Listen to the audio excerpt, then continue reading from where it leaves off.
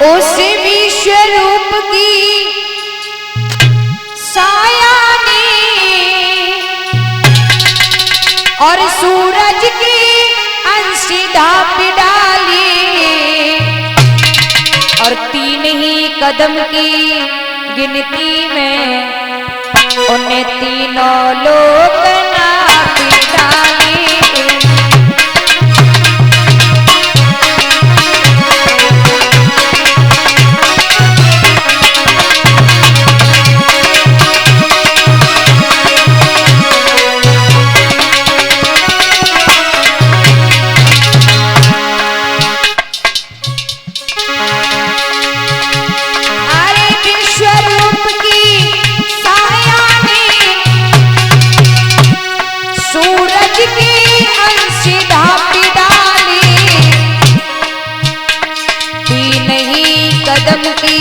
गिनती में उन्हें तीनों लोग नाप डाली।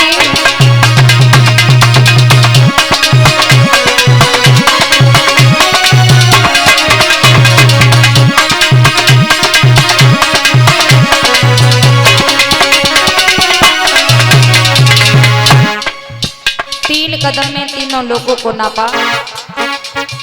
एक कदम ब्रह्मा के पास पहुंचा। ब्रह्मा ने भगवान के अंगूठा को धुल करके कमंडल में किया। यहाँ से गंगा माता प्रकट हुई और उसके बाद भगवान लौटकर बलि के पास आए और बलि से आकर कहा कि बलि,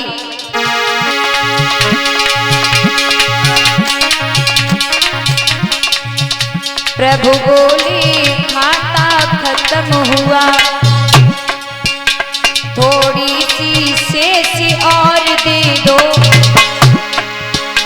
ले चुका दान के 3 कदम, ले चुका दान के 3 कदम, मेरा आधा कदम और दे दो। प्रभु बोले खाता खत्म हुआ।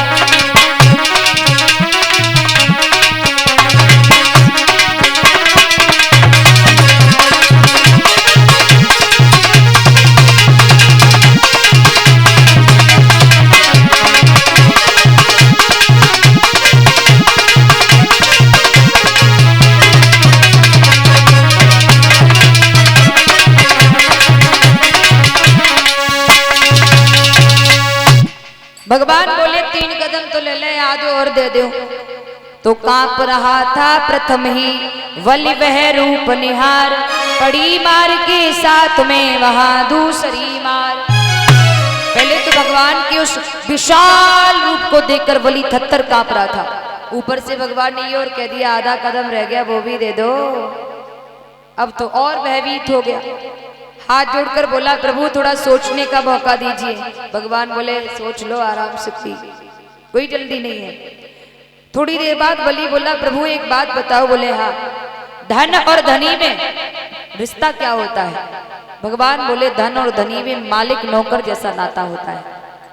तो बलि कहने लगा प्रभु आप थोड़ी देर रुकिए, मैं महलों में जाकर अपनी रानी से 2 बातें करके आऊं। बलि महलों में आया। विंध्या बलि ने देखा उदास है। बोले क्या बात है महाराज, क्यों उदास है? जवाब दिया है वज्रे, क्या तुम मेरे साथ एक काम कर सकती हो? क्या तुम मेरे साथ नप सकती हो?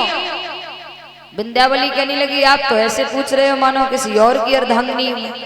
इस तन पर है अधिकार, तुम्हें चाहे सो दशा बनाए डालो।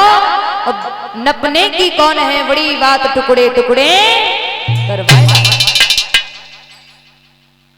महाराज ये नपना क्या बड़ी बात है?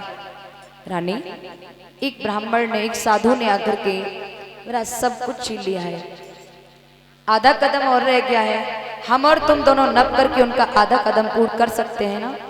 बोले क्यों नहीं। विंध्यावली चलकर आई, महाराज के सामने आकर बोली प्रभु आप हम दोनों प्राणियों को नाप करके अपना आधा कदम पूर्ण करिए, अपना आधा कदम पूर्ण करिए। भगवान बोले वाह वली तेरी पत्नी नप सकती है? बोले बिल्कुल।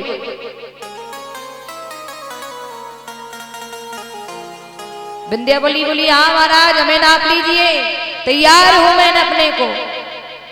और जैसे ये इतनी बात कही भगवान बोले मैं बहुत खुश हूं, हमसे कुछ मांगो। बोले मांगो, बोले हाँ। विंध्यावली कहने लगी आप क्या दे सकते हैं ये बताइए। अरे आप तो स्वयं भिखारी हो और भिखारियों से मैं भीख मांगू, ये कैसे हो सकता है? क्या मतलब? विंध्यावली बोली मतलब ये है, सुनिए।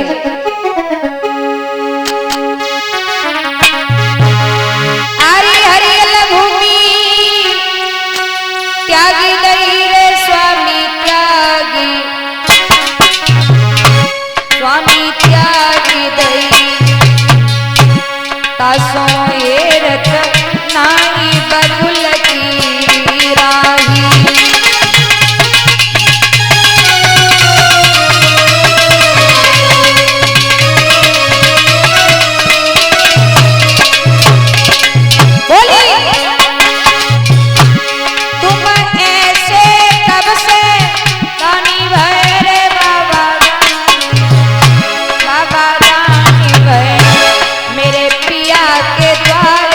सारी तुमने बाहें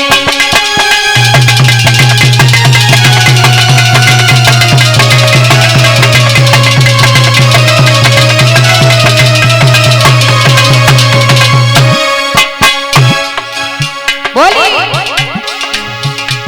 मोई मांगन में बाबा शर्म लगे, बाबा शर्म, बाबा शर्म लगे। क्योंकि तुम जैसे भिख मंगन पे मांगत नहीं।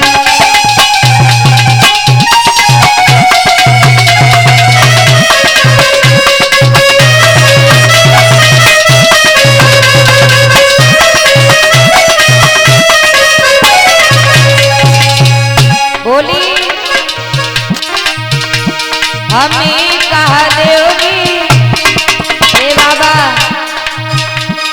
हमें कहा दोगी खुद भिख मंगा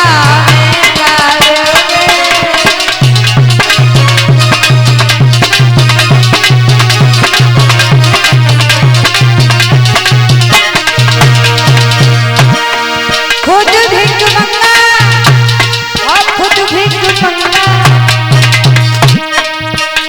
हमें कहा दोगी खुद भिख मंगा, हमें कहा दोगी।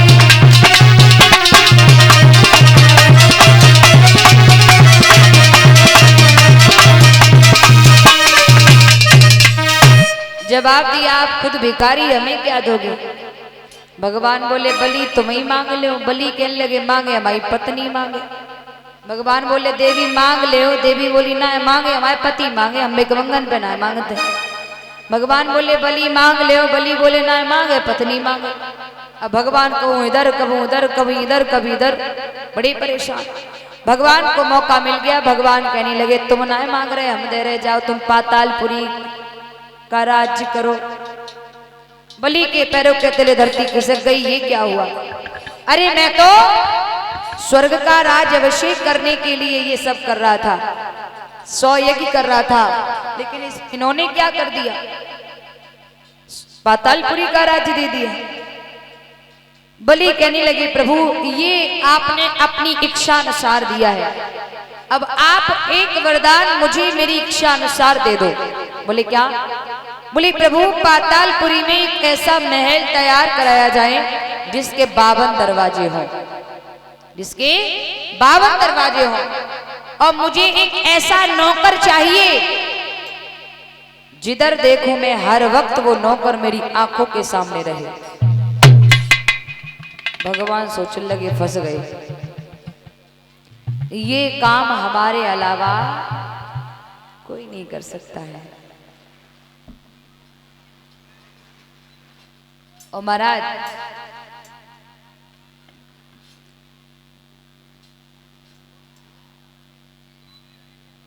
बलि की बिटिया